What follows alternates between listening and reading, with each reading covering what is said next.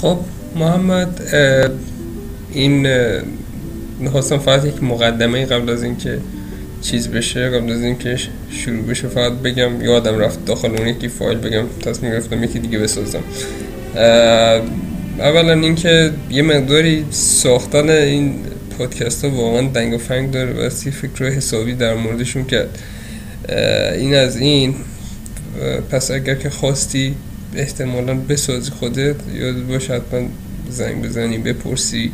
یه مقدار این نرم افزاراش اعداد زیاد دارن، یا اگر که حوصله نداشتی صرفا کامنت بذار، قسمت کامنت و اینها داره.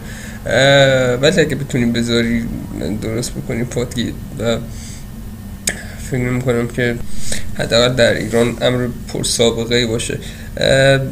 برای اسم، چون که بستی اسم برای بخش پادکست توی هر اکانتی که بخوای بسازی بستی بذاری، چند تا اسم مد نظرم بود، یعنی چند تا که چرس کنم 3 تا بیشتر مد نظرم چند میشه.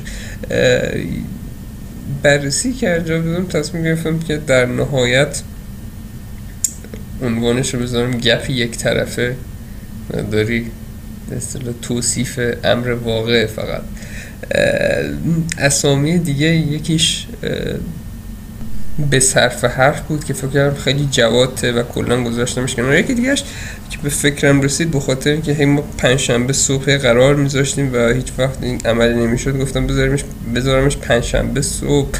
بعد یه ذره فکر کردم مثل اینکه اون یارو کامبیز چی بود، یارو یه پادکست میساخت، مثل اینکه مقدار شبیه به اون اسم پادکست من چهارشنبه با 5 عصر فلان و امان میشه، یه چیز چرت و پرتی میاد. یارو خیلی بدم میاد در کل. گفتم که حداقل از این خیلی خوشم نمیاد، چرا تقلیدش رو بکنیم، حتی اگر که کاملا ناخواسته بوده باشه. دیگران ممکنه فکر کنن که این بر اساس زمان نامگذاری کردن تقلید اون چلقوزه.